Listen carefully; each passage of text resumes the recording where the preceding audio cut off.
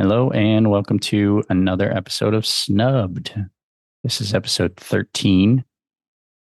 I'm recording on June 14th, 2025.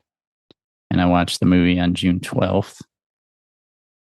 So if you've been paying attention, you already know. But if someone's just jumping in episode 13 for some reason, Snubbed is where I watch a movie from a list I compiled from several lists, a couple of different lists with movies that people considered to be snubbed for the Oscars that year. So for 1938, the movie I found that people thought was snubbed was Bringing Up Baby. So, the question to ask is, was it snubbed or not? And almost impossible to really tell, but I will do my best.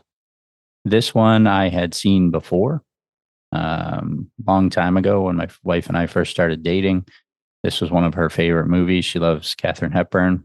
And so she had shown this to me way back when, when I wasn't super interested in older black and white movies and stuff, but I liked it at the time.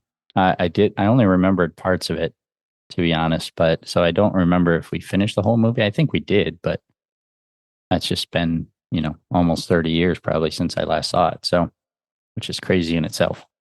There's a lot of Wikipedia stuff here, and it's kind of interesting. So I'm going to try to pick and choose, but let me just go through my thoughts first. So here's I just wrote some bullet points. First bullet point: relentless. This movie is from start to finish. It's just relentless with its desire to, be wacky and make you laugh. And it's not necessarily a bad thing. It's nonstop. Second bullet: a bit too long. And this one I stand by. It's about an hour and 45 minutes, I think. There's a scene when they're in a jail at the end, and there's a lot of confusion around who everybody is, and that if there's really a leopard or if there's not really a leopard. Katharine Hepburn goes into this whole thing where she pretends she's like a mob boss, basically, and then everybody else, Cary Grant's a mobster, and all this stuff. And it was I get it was a chance for her to sort of show off. She did a little accent and stuff, but I feel like that probably could have been cut because it didn't really go anywhere. It just sort of delayed things. And then the next scene, everything was sort of resolved, sort of. Next bullet: overall, an excellent movie. Grant was brilliant. Cary Grant's brilliant in it. Hepburn, annoying, but also brilliant. And this is what I found, so my wife won't listen to this, so she won't ever hear this, but every movie I've seen Katharine Hepburn in, I found her to be super annoying. Her voice is annoying. The way she acts is annoying, and it's characters that she's playing. It's not necessarily her, but her characters are annoying. And in this one, she's funny as hell. Like she really is, but she's also annoying. So, and it's not like I disliked her at all in the movie. I just like her voice at times is so shrill, and sometimes it was a little hard to take, but I really do like this movie. I think I gave it 4 stars on Letterboxd. Yeah, 4 stars. So really did like it. And was it snubbed though? I don't think so. So, and I'll read a little bit in the Wikipedia, but it did say that it was a box office bomb at the time. This was a very good year of movies, I thought. If you listen to the last episode with The Winner, You Can't Take It With You, I talked about The Citadel was the only movie out of the 10 that were nominated that I really disliked. Everything else I gave a 3 or above, up to a 4.5 for one of them. So I really did like this round of Oscars. Bringing Up Baby is one that is also great, but if it didn't do well at the time, and I can see why it wouldn't have been nominated, especially with so many other good movies. So it's just one of those things, I think, and especially also in the Wikipedia, it says it was not really well received. So it's a movie where I think it probably grew, not cult, but probably love for it and appreciation for their performances and everything probably grew over time. So I do not think it was snubbed. But that said, I'm going to read some Wikipedia. Bringing Up Baby is a 1938 American screwball comedy film directed by Howard Hawks, starring Katharine Hepburn and Cary Grant. It was released by RKO Pictures. The film tells the story of a paleontologist and a number of predicaments involving a scatterbrained heiress and a leopard named Baby. The screenplay was originally adapted by Dudley Nichols and Hagar Wilde from a short story by Wilde, which originally appeared in Collier's Weekly magazine on April 10, 1937. The script was specifically written for Hepburn and tailored to her personality. Produced by Cliff Reed and Howard Hawks. Cinematography, Russell Meddy, edited by George Hively. Music by Roy Webb. Produced and distributed by RKO Radio Pictures.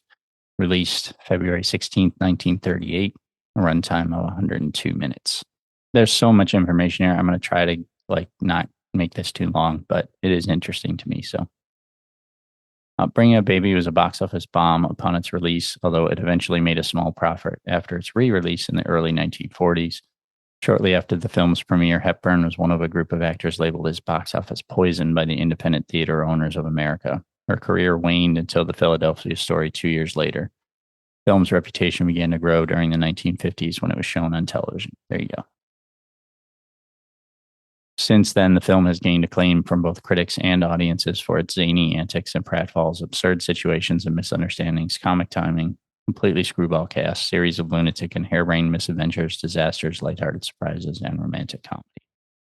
In 1990, Bringing Up Baby was selected for preservation in the National Film Registry, and it has appeared on a number of greatest film lists, ranking 88th in the American Film Institute's 100 greatest American films of all time. So that's what I was saying. It didn't do well when it first came out, so I get why it wasn't nominated, but the love and the appreciation for it grew over time. I'm not going to go through the plot. Scripted ad lib by Cary Grant. It has been debated whether Bringing Up Baby is the first fictional work, apart from pornography, to use the word gay in a homosexual context. In one scene, Cary Grant's character is wearing a woman's marabou-trimmed negligee. When asked why, he replies exasperatedly, because I just went gay all of a sudden, leaping into the air at the word gay.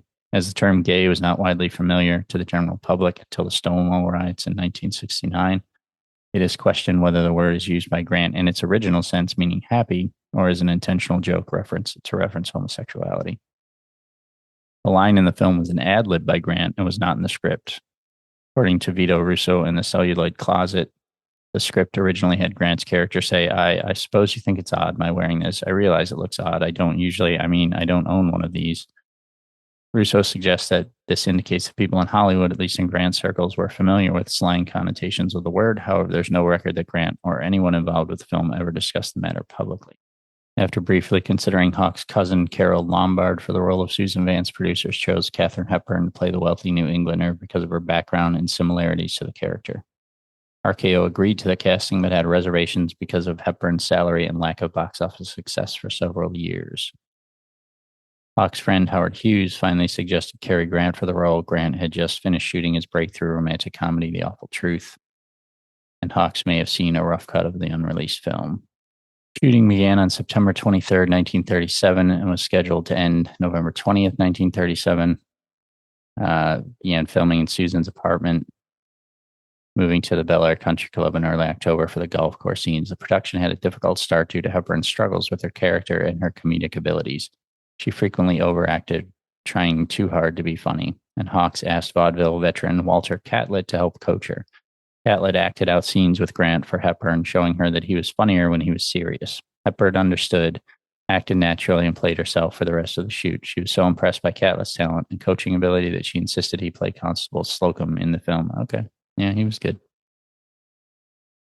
Most shooting was done at the Arthur Ranch in the San Fernando Valley, which was used as Aunt Elizabeth's estate for interior and exterior scenes.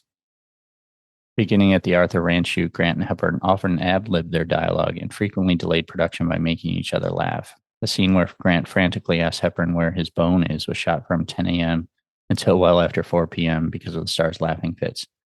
After 1 month of shooting, Hawks was 7 days behind schedule. During the filming, Hawks would refer to 4 different versions of the film script and make frequent changes to scenes and dialogue. His leisurely attitude on set and shutting down production to see a horse race contributed to the lost time. He took 12 days to shoot the Westlake jail scene instead of the scheduled 5. Hawk later facetiously blamed the setbacks on his two stars' laughing fits and having to work with 2 animal actors. The terrier George was played by Skippy, known as Asta in the Thin Man film series, and co-starring with Grant as Mr. Smith in The Awful Truth. The tame leopard Baby and the escaped circus leopard were both played by a trained leopard, Nissa. Nissa was supervised by its trainer, Olga Celeste, who stood by with a whip during shooting. At one point, when Hepburn spun around, causing her skirt to twirl, Nissa lunged at her and was subdued when Celeste cracked her whip. Hepburn wore heavy perfume to keep Nissa calm and was unafraid of the leopard, but Grant was terrified. Most scenes of the two interacting are done in close-up with a stand-in. Hepburn played upon his fear by throwing a toy leopard through the roof of Grant's dressing room during production. There were several news reports about Hawk's difficulty filming the live leopard and the potential danger to highly valuable actors. So some scenes required rear screen projection, while several others were shot using traveling mats. In a scene where Grant has Baby on a leash, it is quite obvious that the leash was hand-painted on film because it proved impossible to make the two parts of the leash join in the traveling mat. Hawks and Hepburn had a confrontation one day during shooting. While Hepburn was chatting with a crew member, Hawks yelled, "Quiet," until the only person still talking was Hepburn. When Hepburn paused and realized that everyone was looking at her, she asked what was the matter. Hawks asked her if she was finished imitating a parrot. Hepburn took Hawks aside, telling him to never talk to her like that again, since she was old friends with most of the crew. When Hawks, an even older friend of the crew, asked a lighting tech who he would rather drop a light on, Hepburn agreed to behave on set. A variation of this scene with Grant yelling quiet was incorporated into the film. There's some stuff about box office and themes and interpretations and stuff. There's a lot in here, so it's worth a read. But yeah, it's a good one. I don't think it was snubbed, but just because of the competition at the time and because of it didn't do very well, so it probably wasn't in the minds of the voters when the time came. So great movie, but probably not really snubbed at the time. In retrospect, snubbed maybe, but not at the time. That's all I got. Sorry, this was a longer one, but that's it. You'll see next time for the 1939 Oscars.